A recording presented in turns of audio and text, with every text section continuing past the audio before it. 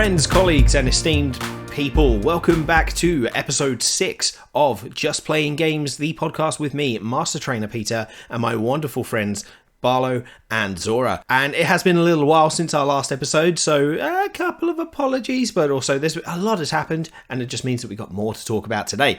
So, how are we both? I am doing pretty well.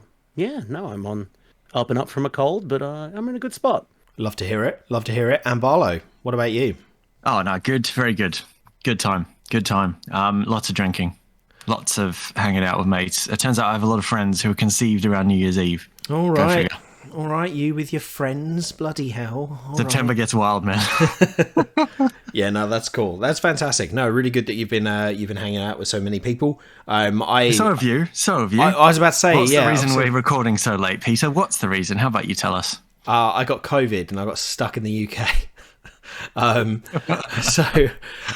Basically I went back to the UK for my brother's wedding, which was absolutely wonderful. Absolutely fantastic time, but pretty awesome. Saw lots of family, lots of friends. I've got some fantastic drinking stories to tell you about off the podcast. Ooh. Yeah, the thing is that pretty much like half of my entire family got COVID off of that wedding, and yeah, I missed my flight. Ended up staying at my parents for another 10 days, which I was very fortunate to be able to stay there. It did mean that I got to spend a bit more time with my mum and dad, which was wonderful because I don't really get to see them very much. But yeah, finally made it back to Australia, and I'm still recovering from the chest side of things with COVID. It is really, for me personally, I know it differs for everyone. Seems to differ for everyone, but the kind of like the chest and the breathlessness and the fatigue is really, really hanging around. Apart from that, doing pretty well. Been playing some games. Fair. Yeah. I also had COVID. I think we overlapped as well. I reckon we did, didn't we? Yeah, because I know one of our mutual friends got it at the same time. We caught it at the same event. Seriously? And they were also going to be in England, and they got delayed by a week. So yeah, look, it was but I was only sick for the first day, and then I was just isolating for 6 days. So yeah. So everyone gets it differently, I suppose. But I hadn't had it yet, so 2.5 year streak broken. But I also got to play some games, I guess. Yeah, it's not bad, is it? Did you get to finish Xenoblade? Oh, true. That's how long it's been. Oh, goodness. Yeah, that's right. I was on the last boss we were recording. While Peter was in the UK, weren't we? Yeah. I died on that last boss. No cutscene skipping.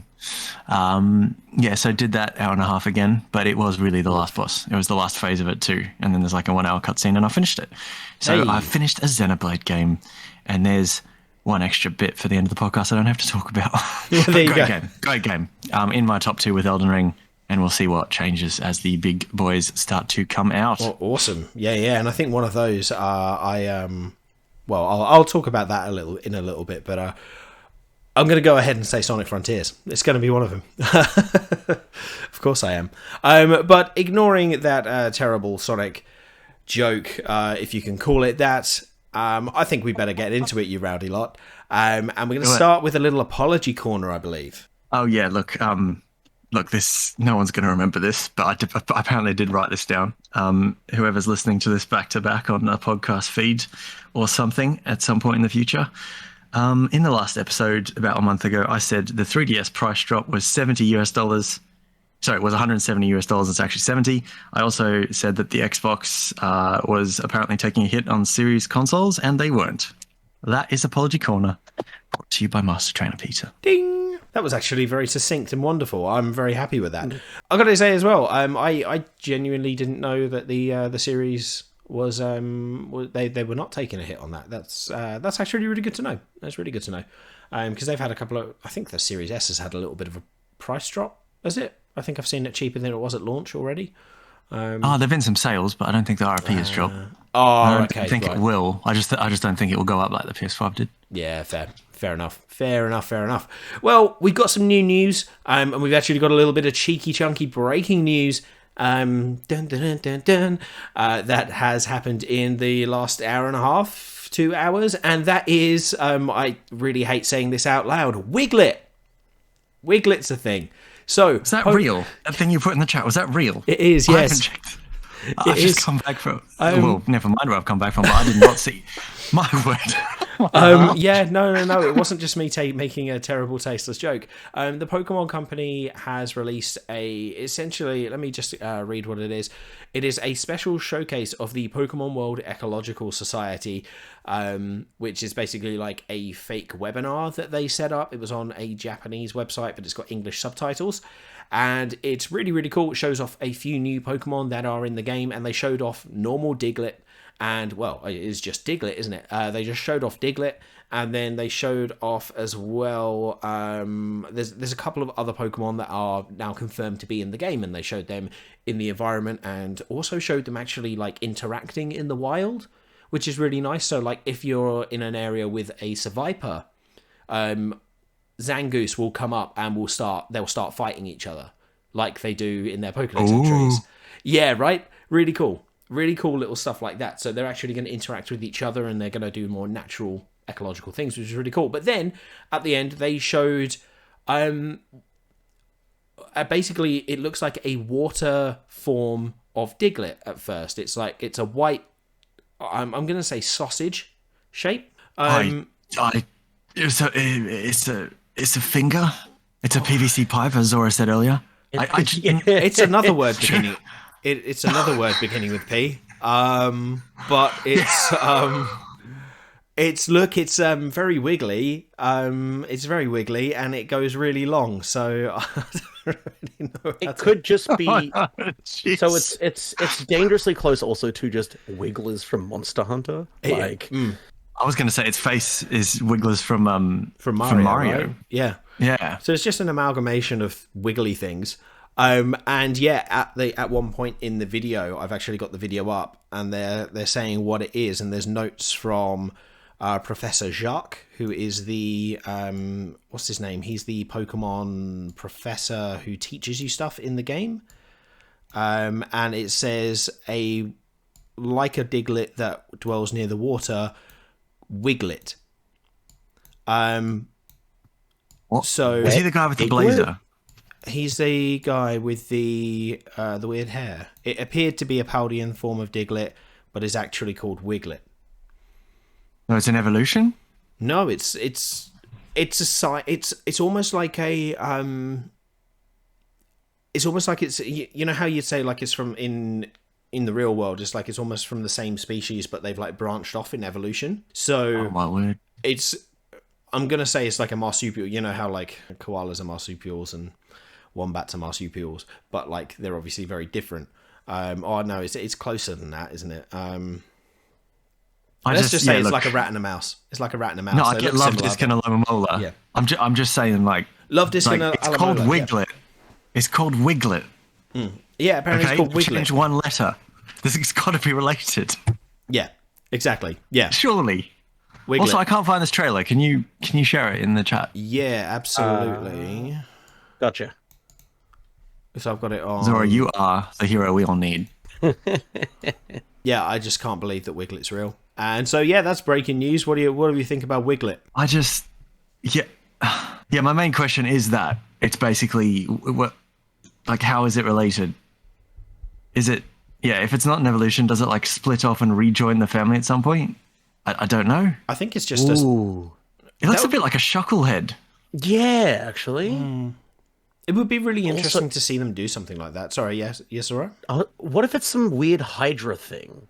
So Hydra. Like both of them are the same Wiglett. Yeah. So it could, multiple heads. That could be cool. Do you reckon it will be Wig Trio?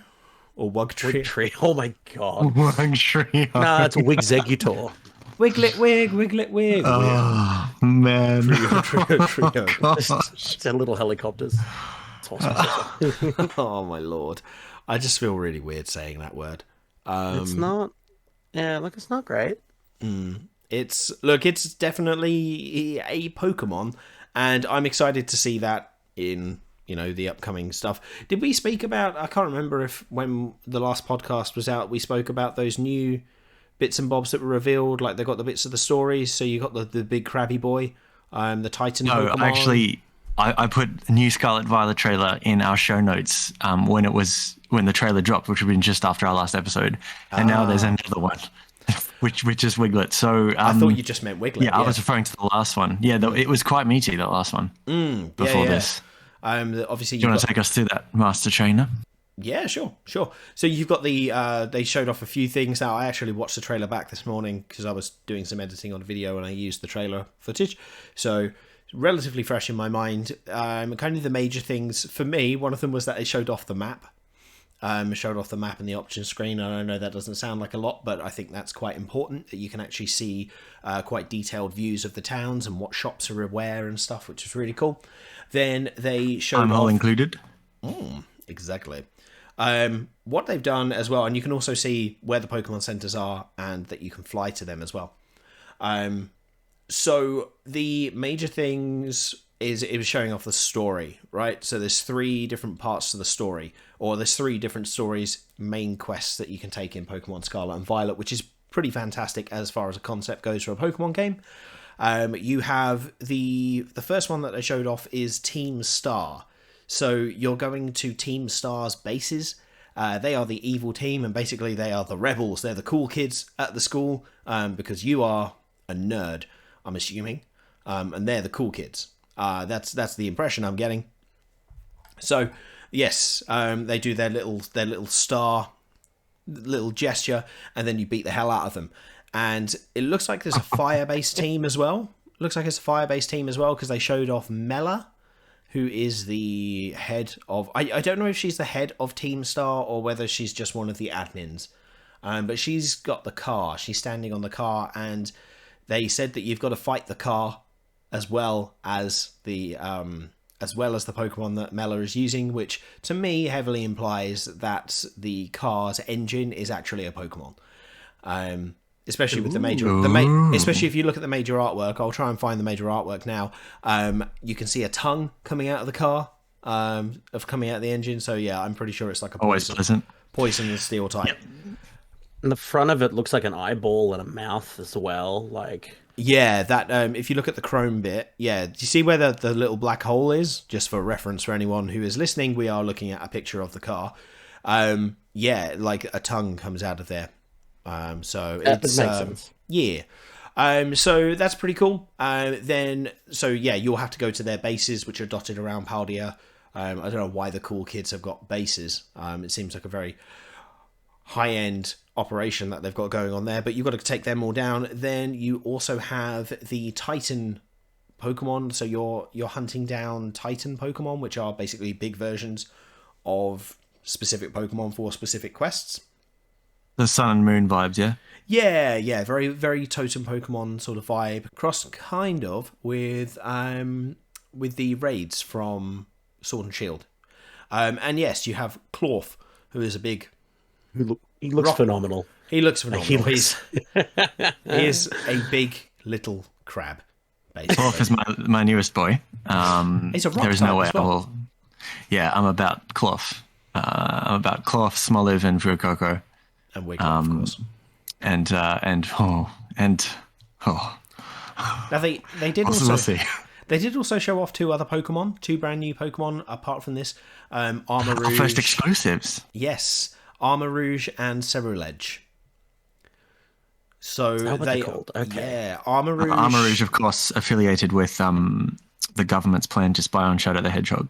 Absolutely. Absolutely, and Ceruledge is just an edgy boy. Just very granted, I want edgy boy is the purple one, yeah? Yes. Yeah. Well, then I've picked the correct game. They've each got a special attack. One of them is basically Armor Rouge's, I think, is just basically like a fire type close combat. Isn't that Flare Blitz? Oh no, that's a fire type double edge. Yeah, same power. Yeah. So it lowers defense and special defense because it's like apparently it's literally throwing the armor at them. And then naturally for someone with blades on their hands, Ceruledge has like a ghost type spirit blade thing, which I think is a HP sucker. I think is a HP drain off the top of my head, but I can't quite remember. But yeah, pretty exciting.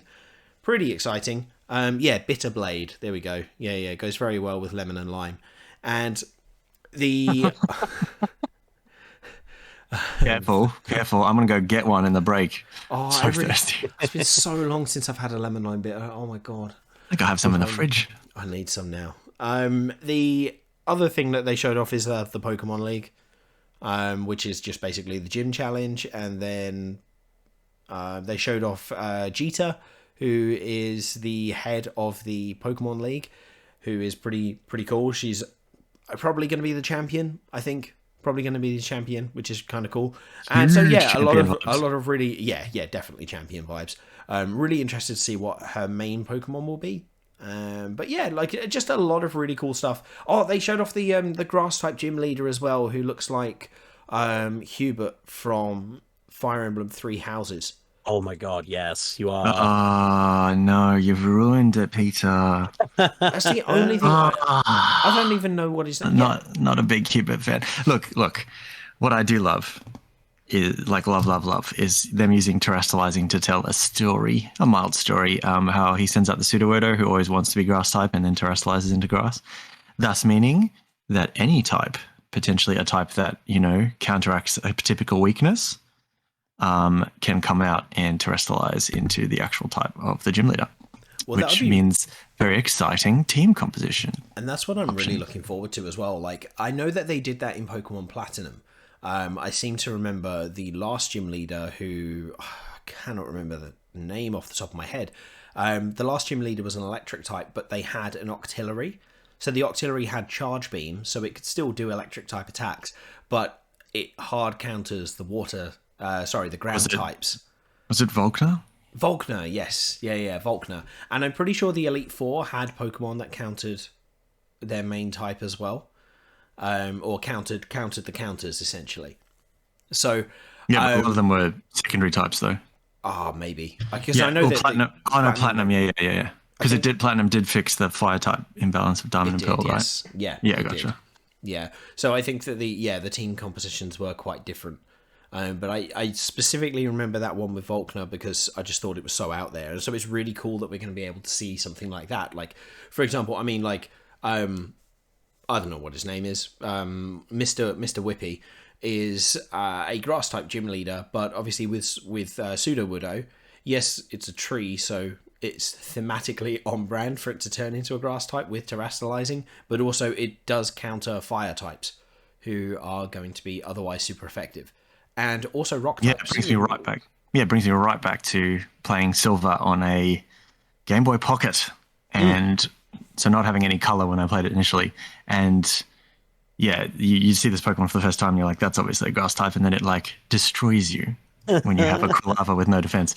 So I am very pleased with this. One of my favorite moments in Sword and Shield is the Oleana battle, where her team tells a story. How she has these four refined Pokemon and then a Garbodor that like goes Gigantamax and stuff, and as she like unhinges slowly throughout the battle. Yeah, when they do this, and obviously Sun and Moon as well was very good at it with all the main characters having thematic Pokemon for their teams. Like the main evil guy who turns out to be just a lackey. What was his name? Is it Guzma? Guzma, yeah. Yeah, who has the Pokemon that like flees automatically. Yeah, just really cool stuff like that. Yeah, definitely. And it's really cool that like they've shown off a lot of really interesting stuff here. Zora, what are your thoughts? Generally, I'm just really excited. I don't know what I like the most out of all of this cool stuff coming. Like the team, like the chance of having two potential rival team things going on, I'm about. And just the idea that you can, because now we know, because we talked about what did the three stories mean, and now we have those fleshed out. So you can have one story that's like a Sun and Moon vibe, one story that's like traditional 8 gems that you can do out of order, of course, or you could just chase a giant hot rod that may or may not be sentient. I am just looking at this hot rod. Yeah, absolutely. Runner up to Sonic Forces. So I am just looking at this screenshot, by the way, that you've sent, and I'm just falling in love again with this new UI. I'm just love how like angular and how thick, chunky the health bars are, and how all the info is on the screen. Yeah, so excited. It's so good. It's going to be awesome. And the other thing as well that they sort of showed off, in this trailer, but they didn't actually really touch fully on, is the Let's Go feature. Now, I take it you both heard about this? I'm in the dark. I did, but refresh. So, basically, what you see when in the trailer they're taking on the bad team, when they're taking on Team Star, is you're walking forward, but you've got a Pokemon at your side. You've got two Pokemon at your side who are fighting, but they're not fighting in a traditional battle. They're basically like, they're fighting in the overworld without it being in the normal battle confines, and that is called the Let's Go feature. So essentially, you can get a Pokemon out and walk with you, and you can send them off in a direction that you indicate, and that Pokemon will then independently pick up items and will auto-battle Pokemon nearby. Yeah, it's like a mix. And which game was it? Which generation allowed you to send Pokemon off on missions? Was that 6 or 7? Or was it 5? Was it Black and White 2? Gee. Oh. It was one of them. Yeah, you could send one missions to get certain currency, and then you couldn't see them for a while. I think it's like that, but like you can actually see them in the world and that. Yeah. And I think it's a really interesting thing as well. Now, I just to me, it's this concept is really cool. It does really scare me though, because what if it encounters a shiny and just beats the hell out of it? Oh, surely it won't be able to. Or it might like notify you. I don't know. That'd be good if it did. So that's the auto battle feature that we were confused about, right? Pardon me, sorry. Yeah. The auto battle. Yeah, I think it's because you do them when you go in the bases as well, right? For the evil team. We were talking about that. It looks like you auto battle in the bases as well, because you see an Oricorio and something else fighting a couple of Houndour, which is just really cool. Like, it's a really cool new way of battling, and again, I think it's more immersive in a way, like watching it like that. Like you can still run around and you can still watch your Pokemon fight like you could in Arceus. You have the freedom to I'm absolutely going to use it the opposite way. You go do that. I'm going to do this. That's what excites me most about it. But yeah, it's cool that it can using some of that Arceus stuff for something. There was some beautiful artwork made as well, which was like, oh yeah, I'm just going to use the auto battle feature. Go Palkia. And Palkia's just like hyper beaming everything in one way, and you're just like tootling off and being like, cool, some berries. I found an item on the floor, and it's just like nuking the entire background. Wonderful. Beautiful. Yes, can't wait. Send out Wailord, and I wonder how to scale it is. That's always my first thought when one of these games reveals stuff. How big is Wailord going to look like? That was a really cool thing about the Isle of Armor, wasn't it? When you turn up on the Isle of Armor and you see that massive Wailord off in the corner. Oh yeah, that was sick. Yeah, I really enjoyed that. It's just like, hey guys, and it's a one-time battle as well. Yeah, it disappears from the overworld. Yeah. You try and get there, and all the Sharpedos get in your way. It's real fun. Like, you can fight it, but yeah. Yeah. So I've not actually watched the Seek Your Treasure trailer until just now. Oh. I had no idea. I've been under a rock, apparently, because this stuff looks awesome. Yeah, Peter did a decent job just covering it, I think. But can you see anything else you forgot? Not really. Like, I just really like the visual of the Team Star stuff. That looks rad. Yeah. Yeah, we've got to do that pose in person soon. Oh my god. Yeah. One of my little gripes about not Sword and Shield, one of my little gripes about Scarlet and Violet at the moment, I've got to say, is the fact that you've got to be dressed up in your school uniform. I don't want to do that. I mean, do we believe that? Do we, like, all the time? Do you not think that's just marketing spin? I feel like we'd have seen something indicating otherwise already. That's just my feel, yeah. That's just my feel. But if it is that you can't take off your school uniform, it is what it is. Do you know what I mean? At the end of the day, like, this just looks fantastic. Like, I'm really, really excited for this game. Really excited for this game. Yeah, well, you can customize. It's just, they might all just be school uniform themed outfits. Yeah, but, yeah. We'll get inevitable. At the end, I reckon it'll be pretty tenuous. Yeah. Yeah. Yeah, I imagine we'll get... Maybe once you completed the game, it's like, oh yeah, cool, you finished with school. It's like, oh, great. Cool. Now it's Alright. uni time. Go into debt. Look out for the dead. Scarlet and Violet 2 is just like debt collectors of the evil team. Honchkos. Yeah. Just Honchkrows and Machamp, because, like, they've got the muscle. Yeah. It's a bit of a conkeldurr. Exactly. Oh, yeah, Conkeldurr. Yeah, we like him. So, yeah, that's basically all the stuff that is that all the stuff? I don't know. It's a lot of the stuff that's happened for Scarlet and Violet recently, covering the last couple of trailers. It's very exciting, obviously. We are less than 2 months from the game, so that's going to be really exciting to see what more gets announced, or if anything else huge gets announced. I imagine they will. I imagine we'll see some more of the evolutions coming up soon for the starters, and maybe a few more forms. Maybe we'll get confirmation on what Wiglett truly is soon. But either way, it's just very, very exciting. It's a good time to be a Pokemon fan, and I'm pretty sure it's a good time to be a fan of something else as well. Barlow, do you want to take this? Do I want to take this? Yeah, right. Sorry, I was just quickly checking to see if Nintendo was going to PAX.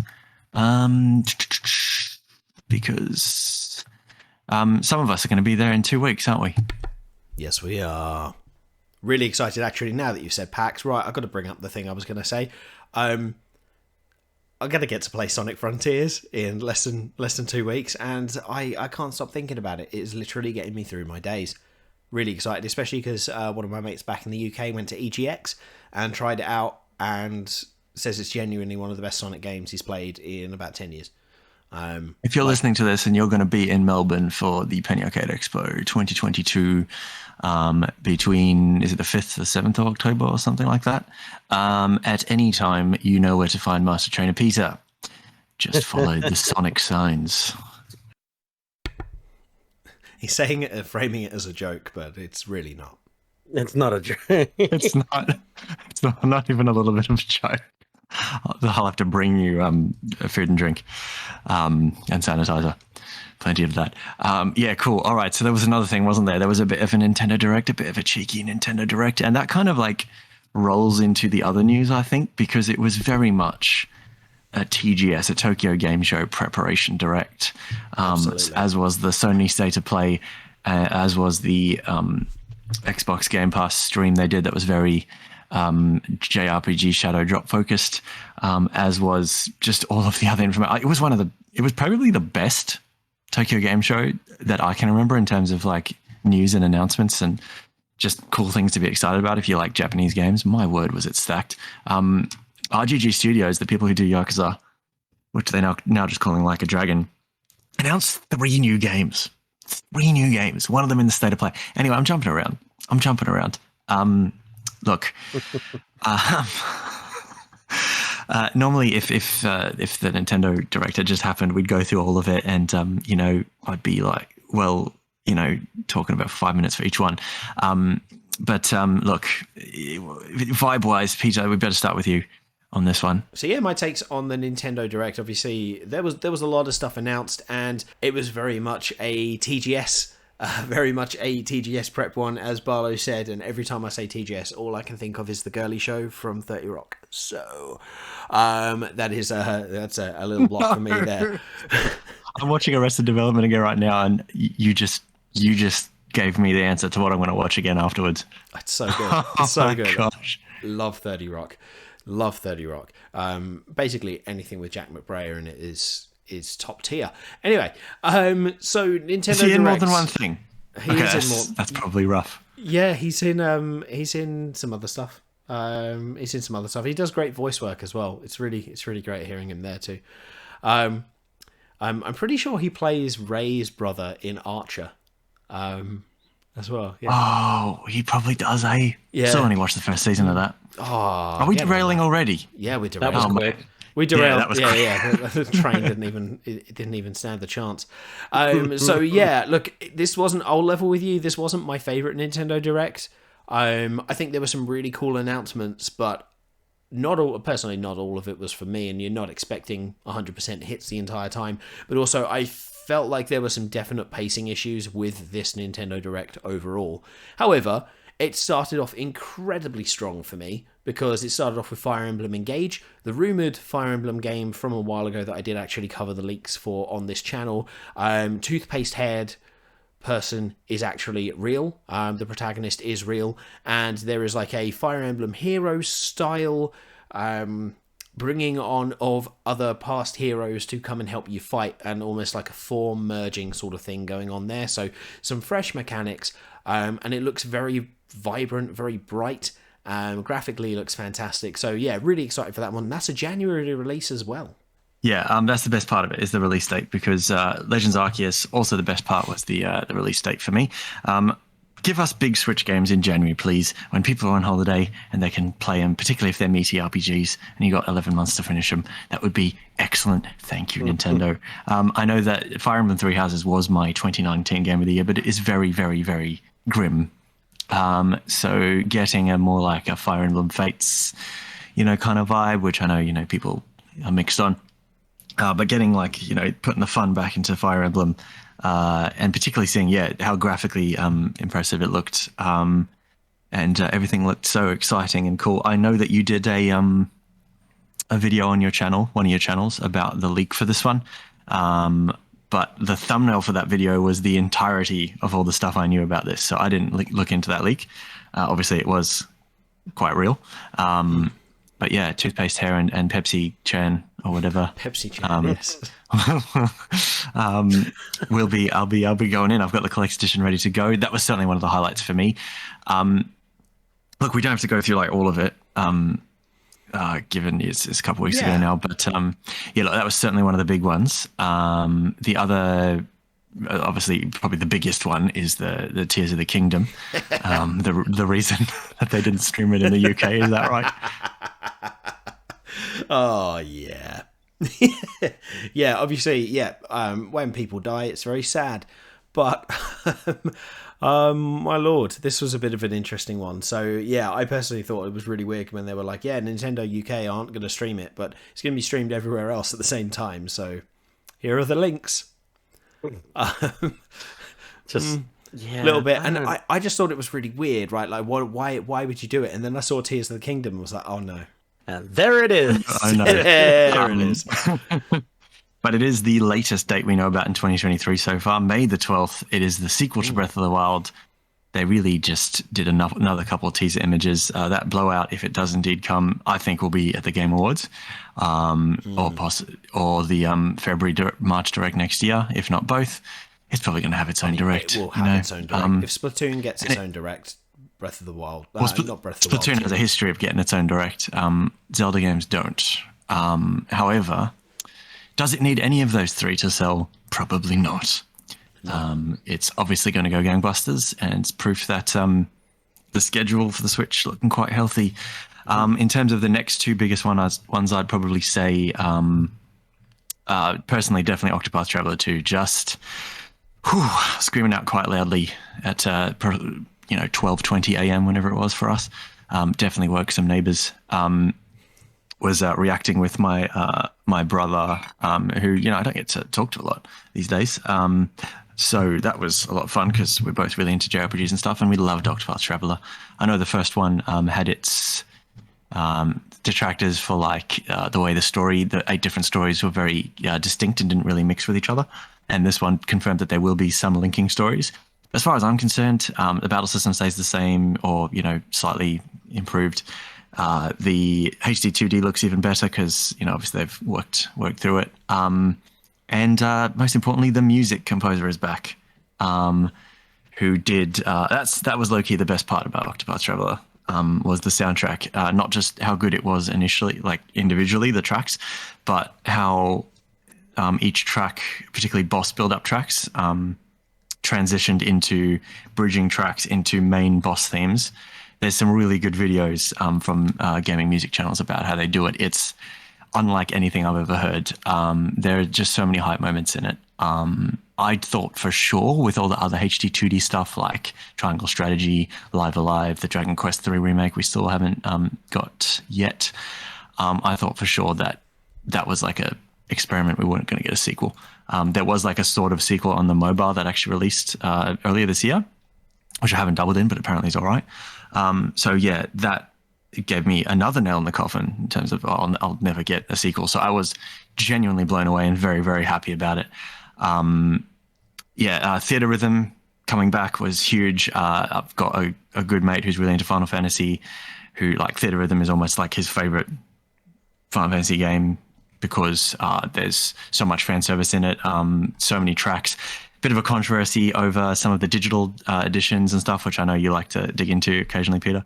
I've got another with like certain important tracks that we initially thought were locked behind digital deluxe stuff, but there are actually some digital deluxe upgrade things you can just grab for similar price, which they also announced for Dragon Quest Treasures, which is very cool. So Square Enix doing that stuff and doing playable demos, which of course Harvestella dropped as well, which I've been playing a little bit. I know I'm jumping around a lot. The vibe of the Direct comes down to obviously the memes of the farming sims, lots and lots of those. But yeah, like someone who was freaking out and reacting to each individual thing is they announced 3 farming sims.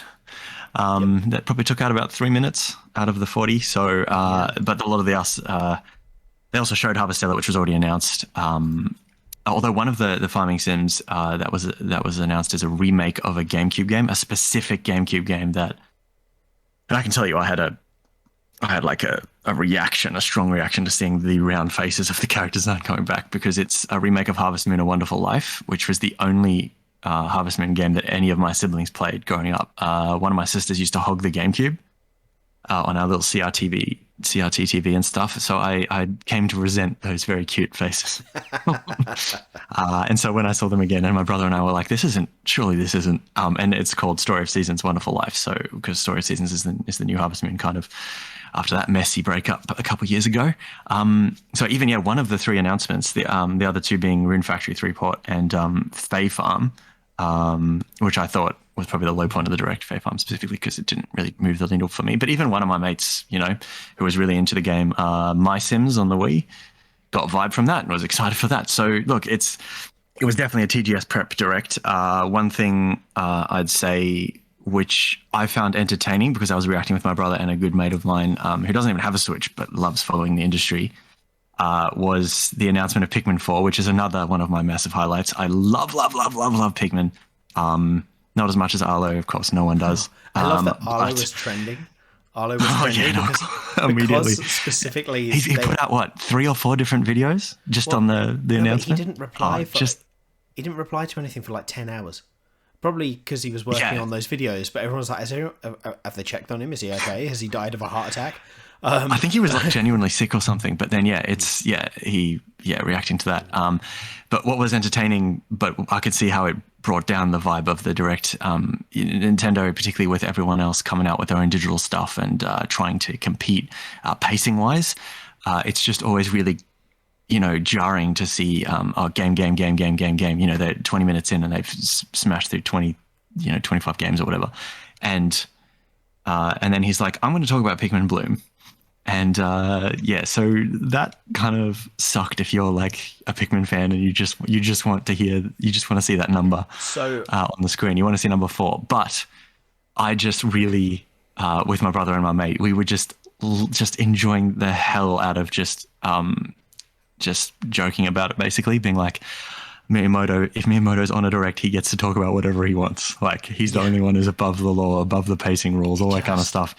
Even like highlighting, I made a shirt. Oh, it's just so funny. It's so funny. I cut my own hair this week. Look at this. I love my haircut. Like, he would. But look, I'm going to frame some of those Pikmin 4 screenshots. Like, absolutely. It is. Look, I'm really glad you picked up on the Pikmin Bloom thing, because it's just the thing that killed so much momentum. And so I was like, oh cool, they're going to announce a new feature for Pikmin Bloom, awesome. And they didn't. I was like, because I used to play, I did the beta testing for Pikmin Bloom. I played a fair amount. I used to play that at the same time as Pokemon Go. I was quite a Pikmin Bloom player, and now I'm just like, no. I was really expecting something new, and it's just like, it was just basically an advert in the middle of the Nintendo Direct, as far as I'm concerned. And it didn't even tie into Pikmin 4 in any way. Like, Yeah, it's segued, but like you didn't need a segue. No, you didn't. It's Pikmin 4. Just be like, look, hey, I think, look at my t-shirt. yeah, in hindsight, it made there was a bit more extra pain and a tease building up to it, which I guess for some fans would have like ultimately enhanced it, but yeah, it wasn't pleasant. It is the during lowest, the time. The lowest low to the highest high I've ever seen in a Nintendo Direct. Yeah, look, that's probably true. I got to point probably true. I want to talk about a quick thing with this as well. Quickly, like quick. I got a prediction like half right, like and a really sort of out there one. I've been calling for Fitness Boxing 3 for a little while. Oh my gosh! Yeah, because we did predictions beforehand, and you're like, Fitness Boxing. You 3, had a really good predict, and I got Fitness Boxing Fist of the North Star, and so it's not quite a sequel. It's more of a 2.5 because it's actually got like battle modes and boss modes. And I did some research on the Japanese website as well. And there's going to be 8 different characters and 20 different songs from the anime and all the stuff. And you've got special attacks. Like if you do your combos properly, he does that attack that he does. And I'm really up for it. I think it's really cool. And also you unlock the new characters by beating them in fights. Which is the competitive side. Why of couldn't you stuff. do that with Karen? Well, exactly. Why couldn't I punch Karen in the face? I just that was what I wanted from fitness boxing was a competitive side to it. That was my main thing that I want from that, and a proper warm up and cool down. Was a proper like battle mode, and this looks like it's bringing it, and I'm really excited for that. So yeah, that was actually genuinely really cool. There was also another kind of prediction. It's not like the strongest prediction in the world because we knew that Gust would bring in something, but I was like, right, I think they're doing a Talia Riser 3. Got that. That was fantastic. Really happy about that. I was impressed with that. I wouldn't have called it. Releasing it the same day as Octopath because why not? And the new Kirby game, which is the old Kirby game that me and my siblings played on the Wii, where we did a choreographed dance that took many hours to get right. And it's on the internet somewhere, and I won't link it. But yeah, look, it's yeah. Zora, do your thing. Zora, do your thing. Zora, I know. I can hear you searching. I don't know what you're talking about.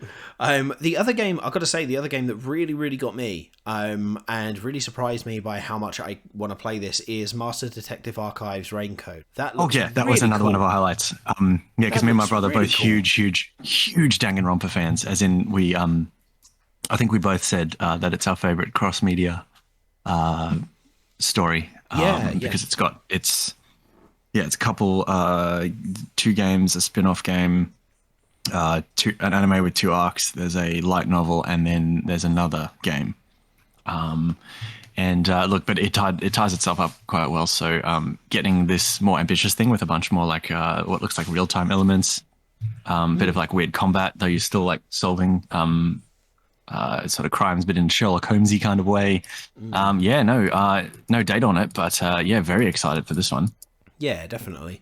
And I think there were quite a few good announcements throughout this entire thing, but like also just some really odd ones as well. And maybe I don't know. I don't know if it was just to do with the fact that I wasn't feeling great and I just wasn't feeling it like Shulk does in Xenoblade 1. Xenoblade 3 update as well was in there. Look, the challenge mode looks really cool and all that. I probably still won't go back to it until we have the proper story expansion, and I'll play all of it once. But the new hero does look really cool. Yeah. She actually uses one of the the ether cylinder, which is a in-game currency that's quite easy to overstock.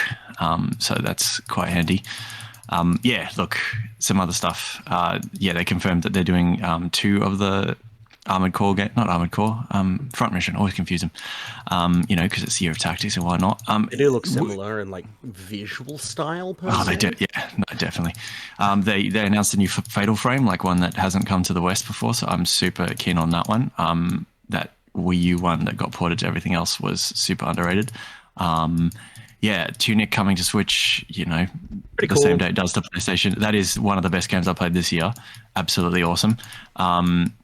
Something I'm actually quite excited about that got revealed. Master Detective Archives Raincoat. Oh, we were just talking about that. Yeah. But I just the name just Yeah. No. Oh, yeah. Absolutely. Have you checked out the trailer for that one yet, Zora? 100%. Yeah. I absolutely love the Danganronpa, however you want to call it, the Dango series. So the fact that they're doing this, I'm super pumped for. It's. I don't want to say, oh, this gives me Persona vibes because those memes are annoying. But do you get that? Right? I guess. Yeah. Yeah. I got I know them. that. I wonder how much Square threw at this one though. Like Square Enix threw a lot at this direct. Well, Oh, they're throwing a lot at this year. I can't believe some of this. True. Genuinely, yeah, hard to believe all that stuff. Yeah, like all the stuff we've talked about, a lot of that, like half the stuff we just talked about with Square, insane. Yeah, I can't even probably miss some stuff as well. Yeah, they like shadow dropped 2 more games as well. Various Day Life, which is the Apple Arcade port, and oh no, it wasn't a shadow drop, but it was announced for later this year. There's another Saga game. I'm not super familiar on the Saga series, but it has its hardcore fans for sure. For sure. Yeah, just a fair amount of stuff that I'm really excited for. I know that they prediction-wise, I know when we did before the direct went up, I basically was pretty safe, but I was like, every game that, coming out between now and December is going to get an update to remind you it's there. And I think we learned something new and or like a patch, like with Mario Strikers and that. And I think we learned something new about almost all the games from this year as well, except for Dragon Quest Treasures, which we learned about anyway at the Tokyo Game Show stuff. Oh, and the Mario Kart Booster Course Pass, which I did a cheeky predict on. You did. Showing more already. They are not wasting time on that thing. It went early, even though I think they only showed 2 courses out of the 8 that are going to drop just before Christmas, I think. But it does include Peach Gardens from DS, and DS being my favorite Mario Kart. I will take that quite easily. Merry Mountain 2 from the tour. Yeah. Merry Mountain. Yeah, there's some new stuff and some half new stuff from tour and all that. Look, basically there was a lot of stuff, and I was quite chuffed with it. But people are always going to have their expectations. Makes me and their chuffed. reasons. So, yeah, it makes me chuffed. So, yeah, just lots of the good stuff. And yeah, look, I understand, Peter, particularly, I'd totally forgotten that you were a beta tester on Pikmin Bloom, so that extra pain for you on that one. Should we go, should we wrap up the rest after a break? Yeah, I reckon a break would do well now because we've had a lot of chatting about Pokemon and a lot of chatting about Nintendo in general. So we've got some other bits coming up after, including the state of play and a cheeky Suikoden thingy mabob. So yeah, we'll see you after the break.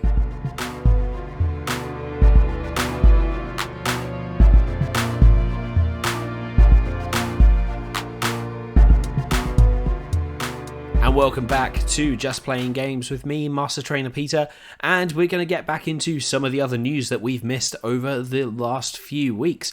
I think we'll start with that state of play, though. I reckon that's probably a good place to start for all of this.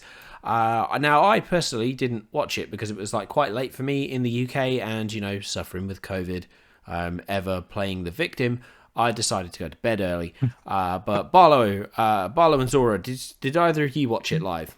So for the Nintendo Direct was midnight for us, and I was up till 2, just trying to calm down and react to stuff.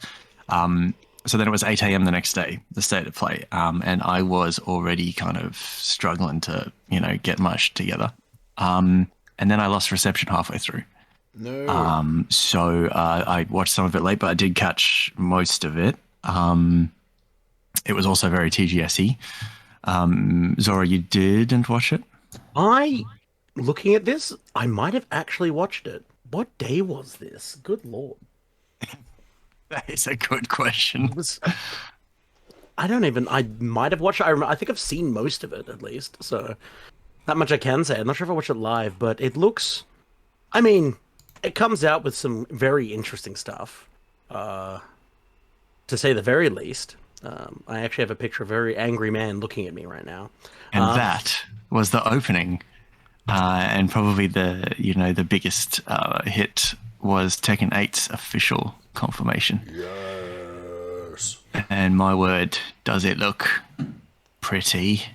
It looks very I got a lot of pretty. Tekken friends. Personally, I prefer Street Fighter, which I think also looks amazing. Street Fighter 6 getting a lot of Tokyo Game Show coverage and new trailers as well. But yeah, Tekken, what are our thoughts? I'm excited. Yeah. I'm excited. You guys play it for the story, or is that Mortal Kombat? Mortal Kombat for me. I'm a Tekken through and through, and this is really exciting. I've been playing it through the story. I haven't watched that new anime that came out. I really need to get on that. But yeah, I mean, I've played from the original. I used to play the original in the arcades, and then got it for the PlayStation 1. Got number 2, number 3, and yeah, I've had every Tekken since. So yeah, played my way through the story. So I'm really excited to see where this one goes. But God, it looks gorgeous. It looks gorgeous. Doesn't it just? And we've also got, look, Bandai Namco showed up a bunch. There was a little bit of sprinkle of indie stuff. There was an exclusive Hogwarts Legacy quest. But really, look, there was a couple of VR2 stuff. But really, look, it's about that God of War trailer. Boy. Which, I mean, like, neither of you have played it still, the first one, is that correct? I have played it. I never finished it. Sorry, right. I intend on playing more. I'm actually thinking of, instead of doing what I have been doing, which is stream all the things, maybe I just sit down and power through it at my own pace. There is a lot to do, though, in it. I got to try and focus on just the story. First one, lovely, though. What I did play of it, which was about 5-6 hours of it.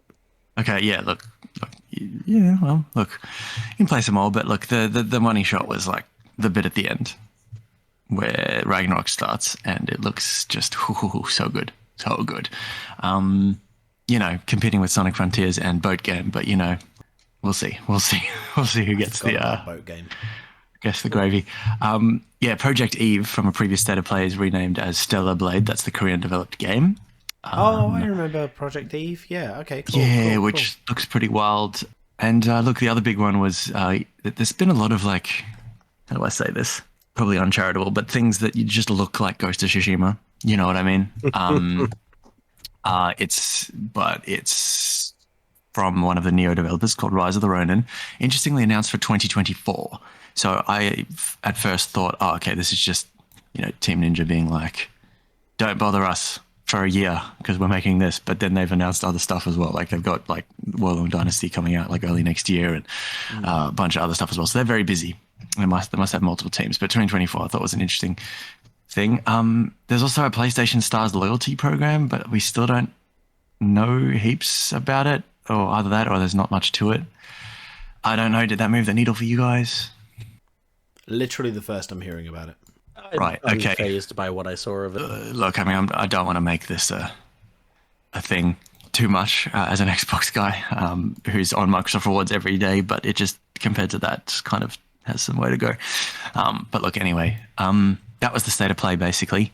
And the other big thing was the announcement of what we thought would be the only Yakuza thing, which is the westernization, the localization of Like a Dragon Ishin, which is coming in February 2023 because there aren't enough games coming out in February 2023, so why not? And this is basically a bunch of like the Yakuza characters, like their character models, as if they had existed in like much older Japanese times with samurai and stuff, which is very exciting.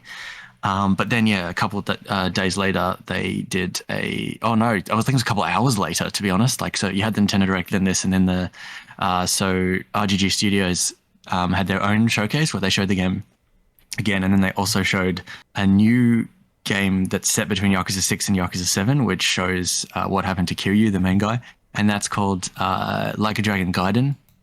And then there's Like a Dragon 8, which is the turn-based one where my boy Ichiban Kasuga from Yakuza 7, Like a Dragon, is joined by an older Kiryu who is going through some sort of crisis and dyed his hair super silver and looks like the protagonist of Persona 4.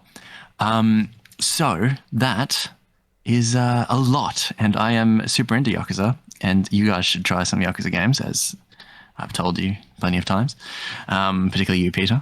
But if you're into that stuff, very exciting. Yakuza was a PlayStation Plus game a few months ago. So was. I have it downloaded on my PlayStation. However, I let my PlayStation Plus expire, and I haven't been able to get around to renewing it because, to be honest, I haven't really got that much time for my PlayStation right now. So I'm like, well, I'll just leave that. So I'll pick it up when I can later. But it is there and waiting for me. He's just staring at me every time I turn on the PlayStation.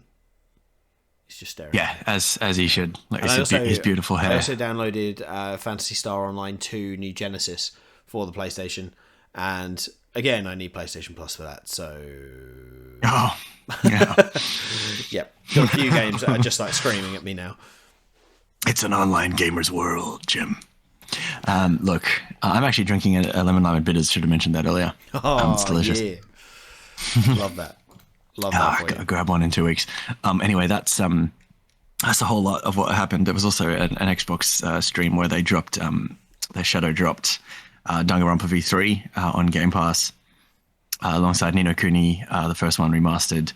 I think one other game, but there's another one of the games that's been on my Switch wish list and refuses to drop from its full price $60 by more than like $10. And now I just play on Game Pass. Is called Fuga Memories of Steel, I think, or something that sounds like that, which is basically a furry Advance Wars sort of thing. With apparently it's just everyone dies, so very sad, or everyone can die, I think. So yeah, very sort of anti-war kind of vibe, but it had a lot of good reviews. It's just very expensive usually, so they shadow dropped that too. So big Phil Spencer really delivering for the Japanese audience and for the let's be honest, the weebs as well, keeping us on that Game Pass grind. So yeah, look, lots of exciting things, and then we had that Suikoden thing. Look, there's just so much. I listened to a couple of 4-hour podcasts the other day from like RPG site and stuff, trying to pick up on things I missed, and there's a lot of like preview, impressions and stuff like that. But I'm sure there's stuff we'll miss. But yeah, Suikoden. You have some connection to this, Peter, correct? Not particularly. No, I don't. It's just I knew that it would be your sort of game. So like as soon as I saw it announced that they were remastering the Suikoden 1 and 2, I believe it is. Well, I say remastering, they're just remaking them, and they'll be releasing, I think it's 2023. I'm not quite sure. I was like, that sounds like a Barlow sort of game.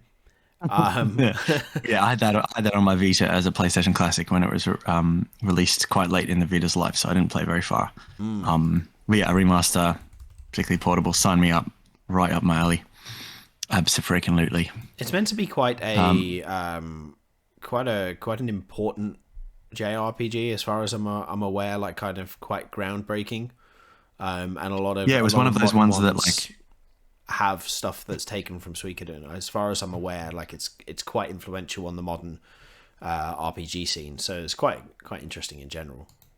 That's right. Look, I don't want to misspeak here, but something about I don't know if it was the first or just the first to do it like in a big way, or just one of the first to do like an ensemble cast where you can recruit a whole bunch of people. It may or may not have had a bunch of developer crossover with Chrono Cross, which also does that.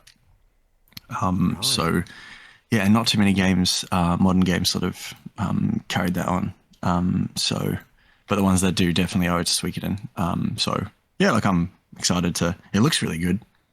So yeah, the remasters looking crash hot, quite good. So yeah, look, I mean, I don't know about you, I'm exhausted. I mean, I already have. Thank God, most of this is coming next year. But yeah, even the impressions that came out of the show from sites I read or watched or whatever about games we're getting this year that are Japanese skewed are pretty good. Like apparently the Nier port on Switch is amazing. Apparently the Final Fantasy Crisis Core, which actually got a release date in the Direct, December 13th, is even better. So stuff shaping out really well. Oh, and Dragon Quest Treasures is also shaping up well. So look, I don't know what to say. It's going to be too much to play when there's also a World Cup on and work's getting really intense. So look, yeah, I don't know. Just drink a bunch of lemon lime bitters, get through it. Exactly. Yeah. Get the spicy lemon lime bitters, get yourself through it, and get through these games because it's a pretty stacked schedule coming out for the next few months. And there's one particular, I know, Zora, you're really looking forward to Mario and Rabbids, right? Yeah. So, what were your thoughts on the DLC that was announced? I am so happy to see the boy Rayman himself re-enter the main stage of gaming. Right? It's been a while because when was Legends? Yeah, was Legends the last one? Legends was the last Rayman game, I believe. And that was a while ago. Like, Oh, such a good game. It was Legends a while ago. launched in 2013 originally. Yeah, it was going to be 2012 as a Wii U exclusive. The Wii U version's still the best one. There's Rayman Adventures? I'd never heard of that. do you know a was fun a jump. fact? A fun fact that I meant to mention because I know you're both, Rayman and Rabbids fans.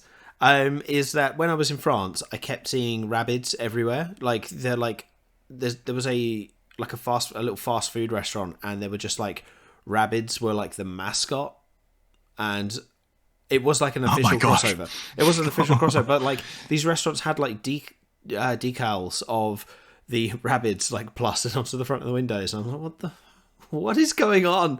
What are the Rabbids doing here? And they're like intermingling with other characters and be like, rah, or whatever the noises they are. Also, have you heard the thing about the Rabbids in Mario and Rabbids 2 being able to speak?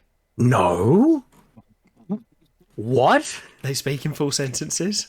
I'm literally Googling. I watched the Nintendo Life video on it, and he was like, like most of them, he's saying about how like some of the voices are annoying, but then Rabid Rosalina picks up a bomb and throws it, and every time she does it, she goes yeet, and it was just the most wonderful noise, and he absolutely loved it.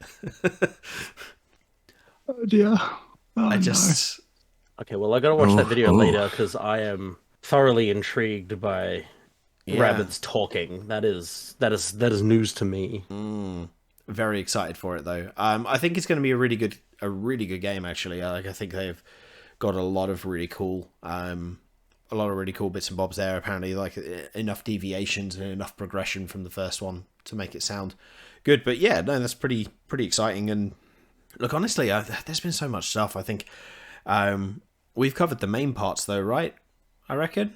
Yeah, look, we have, and luckily it was a couple of weeks ago, so I don't feel as bad about missing stuff. But yeah, that's certainly most of the stuff that got me. I mean, we're a couple of weeks away from being able to try a lot of this stuff, so. Exactly. Yeah, exactly. Like we'll be. So yeah, as you may have gathered already, Barlow and I are going to be attending PAX Australia, which is going to be really cool. I'm definitely going to be so excited about playing Sonic Frontiers, and also there is a panel on Balan Wonderworld, or Wonderland, Yes, please, and what went wrong. please, I'm so excited. 100%. And also apparently there's a panel explaining the Zelda timeline. Trying to explain the Zelda timeline, so I might go visit that. And there's going to be some really cool stuff. So if you're around, say hi, obviously. But yeah, we will hopefully be trying a bunch of games out because normally you get some good showings. I remember the one that I went to 2018 had Kingdom Hearts 3 and Spyro Reignited Trilogy playable. I remember that pretty well. So yeah, you can try out a bunch of really cool games. Do you want to try to do a show and see if Zora can call in? Yeah, I reckon maybe. I reckon Just that's a good call. Hotel room or something. Yeah. Wait, what? Oh, like right, that. Yep. I was like calling in. Wait, what am I doing? Where am I going? What year is it? Yeah, that's it. It'll have to be on a weekend. Yeah, should we talk about what we've been playing and give Zora some time to talk? I'm just, Yeah, we I feel like I'm in chat. I feel like we have dominated this chat so far, so my apologies, Zora. Zora, what have you been playing? That's all good. I've been vibing, enjoying it and throwing a little 2 cents here and there. I have been playing a small release, very small release, pretty religiously. Pretty small. At least once a day I'll play it. It's called Splatoon 3. Oh, God, that's released, isn't it? Wow. I have clocked so much in that game. I'm still garbage, but I'm having so much fun. How's I've only Splatfest? just started the campaign. Splatfest, I was, let's not talk about what team I was on. Were you the old Team Grub boy, Zora? Yeah, I was, unfortunately. What was the score at the end of the Splatfest, Zora? I got 0. Grub got nothing. Yeah, that was it was quite rough. I was on Team Fun. Accidentally, I was actually meant to join Gear, but then I was like, I guess really tired one day. I'm like, yeah, green's my favorite color. Of course I'm picking that. So I picked Fun. Became second. We got 20 points. Gear got 25. But the votes were like, I think 58% were Gear, which is wild. So I think we punched above our weight. Played a lot of Splatfest. It did. It did. Look, it hurt a bit for me too. But you got some sea snails at the end, of course. Oh yes, I got a good chunk of them. I'm still progressively trying to figure out what all of the gear abilities do and what makes me fresh, per se. But that's been my main, like, I guess, draw and hook while I'm doing things. However, I have started, because it's been so long, The Last of Us Part 1, released on PS5. Oh my gosh. So I have no idea how that game actually ends. So I'm jumping in and playing it for the first time. Oh, like actually? Yeah, I actually have no idea what goes on in the game, except for the fact that there's Joel and Ellie. That's all I know. Oh, one of the all-time endings. Absolutely. Yeah.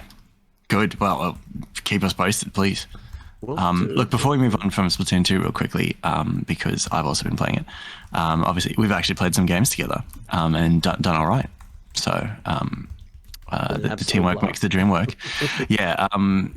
As a returning player, obviously I have different vibes. I want to do a bit more salmon run because I still haven't found any of the king salmonids that get you the new scale currency or something. Apparently they're wild and like you can't beat them. You have to like just damage them to get stuff basically. But yeah, the campaign is beautiful. Easily the best campaign, I think, gameplay structure-wise, boss-wise, music-wise even, out of the three main entries. It does a little bit of a cheeky fake out for the first 30 minutes. Pretends to be like the normal campaign, and then it just becomes this more open, more anything goes. You could jump into a level and it could be like a puzzle, could be a normal level, could be something that takes you 20 tries, or it could be like a breeze, kind of like Octo expansion from Splatoon 2 did. So yeah, and I'm still playing that. Like I jump between that and a couple online matches. Played a bit of the table turf as well, the card game, which I'm horrendous at. Absolutely horrendous. Loving the new specials, loving how everything's pretty much ready day one. The matchmaking service can be quite mean to Australians. Isn't that right, Zora? Yes, however, I have a post up here which apparently they've went up today on Vooks.net. I'm not familiar with them. Apparently they're Australia's Nintendo community. Yeah, they're the number one. I usually use them, go when a Splatfest, or any like Nintendo Direct or anything gets announced, I go there for Australian times. They're good podcast too. Well, they've deciphered a patch from the Japanese patch notes. They're working on fixing and reducing communication errors. Well, look, that's you'd have to write that, or they'd be writing. Yeah, but particularly because they use the new matchmaking service. Once you get in a game, I've had less in-game disconnects than I did in 2, that's for sure. But it's just much more, how do you say, like it's much more picky when it comes to finding a game. Although over the Splatfest weekend, I had almost no trouble finding games, so that was cool. Yeah, very, very good. Also performs incredibly as well because designed for the Switch this time and all that. But Last of Us, definitely keep us posted on that. Most certainly. And I also gave a cheeky little look at a little game that I spoke about a few months ago, Metal Hellsinger. It finally. How are you finding it? I really like it. Downloaded. Oh so my I've only gosh. played the first intro, but the actual stories got me intrigued. The gameplay is still even smoother than before. I'm playing it on PC, and it's even better optimized since they released the demo quite a while back, which is perfect to see that they went in and improved a lot of that. And just overall, the sound design is just every time. It's so good. Might get it on PC as well because I've downloaded it on Xbox Game Pass. I know I love it. So why didn't I play? Oh, yeah, Splatoon. Yeah, fair enough. There is one last thing I've actually been playing. I've gone back to an old favorite, which I think you both have heard me talk about. Satisfactory. I've started it up again. Yay. Ah, yeah. Update 6 just launched. It's a lot of like quality of life stuff. It's a bit smoother. They've changed up the way that the AI of the enemies work. And we're starting from scratch. We've wiped our entire previous factory. So it's a journey. Yeah, nice. Condolences? We're focusing on aesthetics now instead of garbage like it did last time.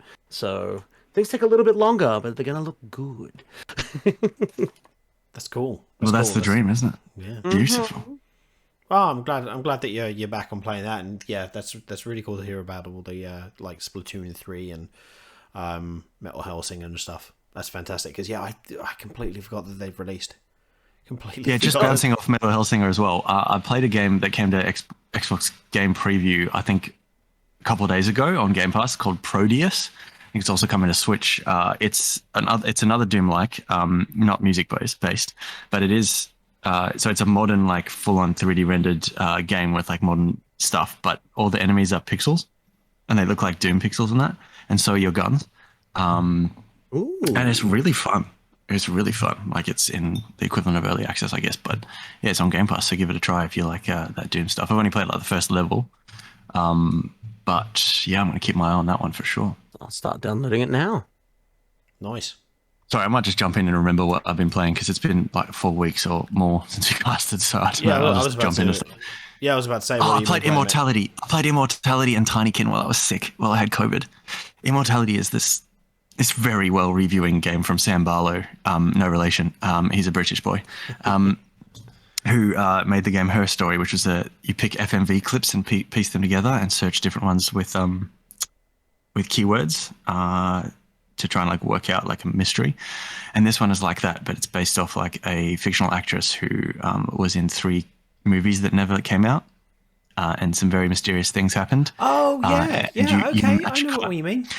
Yeah, you match cut you click or use gamepad to hit a part of the screen of the frame, and then it will like try and match cut to a different frame and zoom in and zoom out. And yeah, you get behind the scenes footage and footage from the main the 3 movies and all that. You can basically watch all 3 movies feature length throughout it. So there's a lot of content, and some of it is quite depressing and art house. So I didn't like stick to it past being sick because I was already kind of miserable or whatever, just being alone in the room. But it is definitely very good and very well acted, and definitely a recommendation to anyone who just wants something different.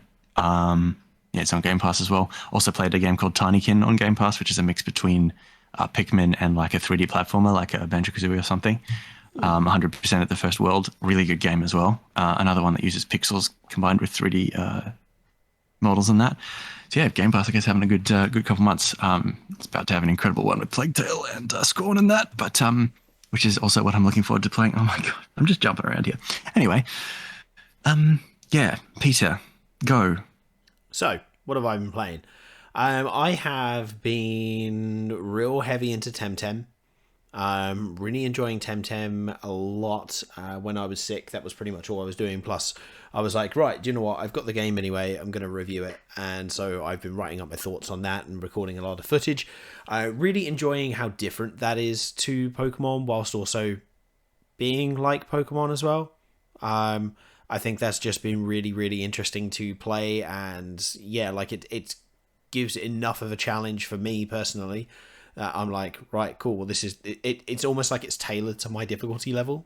Like, it's hard. The bosses are hard enough that I've really got to think about what I'm doing, and that's fantastic. I can't brute force my way through it at all, which is awesome. So yeah, really, really enjoying that. And I haven't got any Lumas yet, which is annoying. I'd like to get a Luma, but apparently they are genuinely really hard to get. But I did manage to catch a I can't remember what it's called. It's like a fire fish. It's like a fire and water type. It's like a fire shark thing. And it's got nearly all perfect stats from the wild, which apparently is like absurdly rare. So yeah, pretty cool. Pretty cool. I've also been playing more Digimon Survive, of course. I'm still working my way through that. I've been doing little bits of Xenoblade Chronicles 1, which has been kind of cool. And I also the other day started... I've been playing a lot of games, by the way, just so you know. Always good to hear. Always good to hear, because I'm always just playing games. Yay.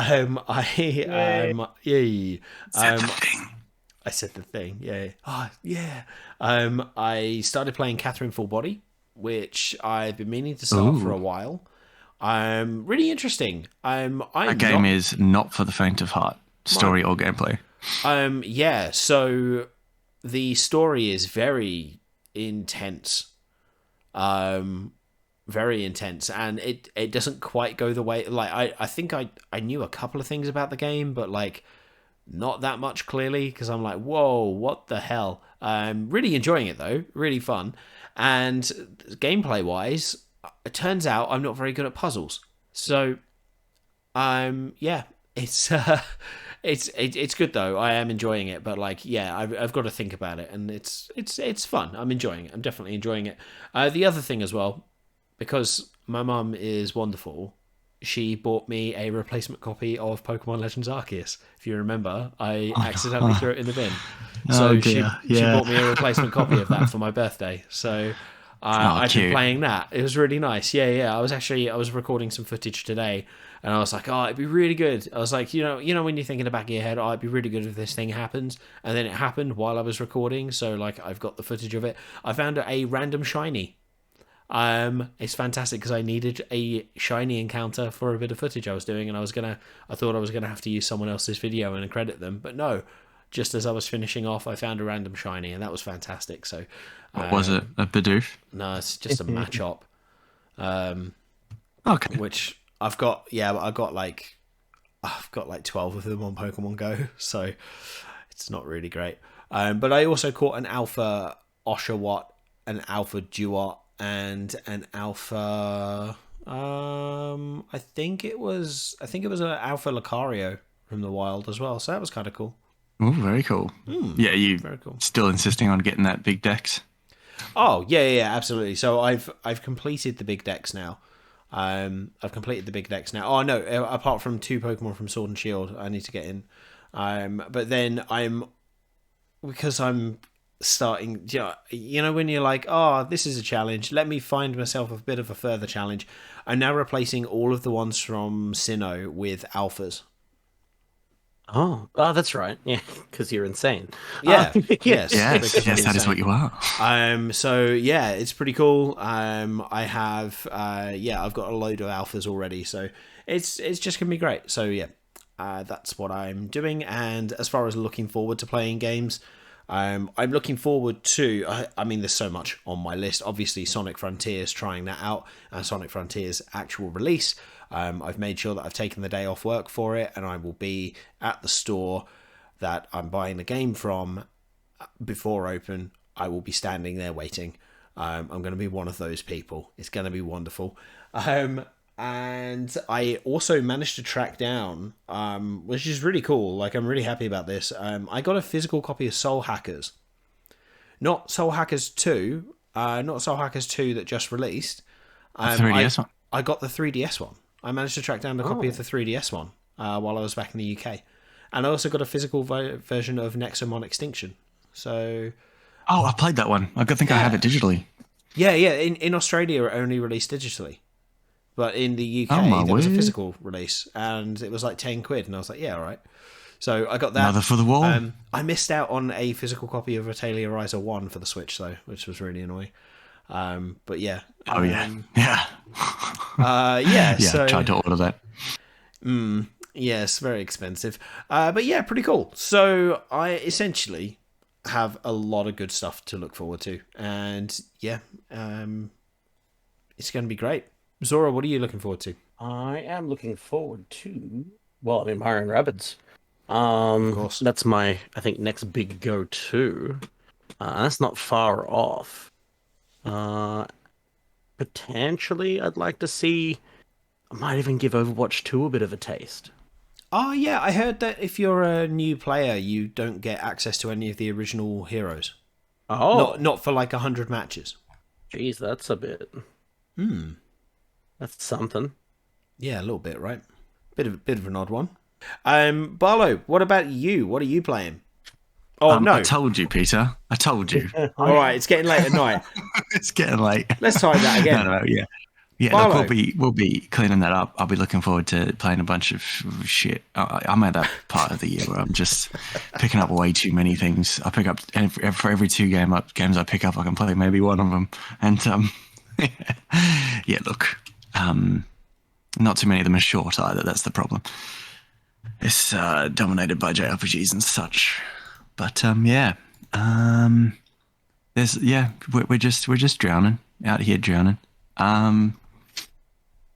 It's going to be exciting, but looking forward to PAX, to seeing you in the British flesh, Yay. and playing some Sonic, and then talking to Zora about it.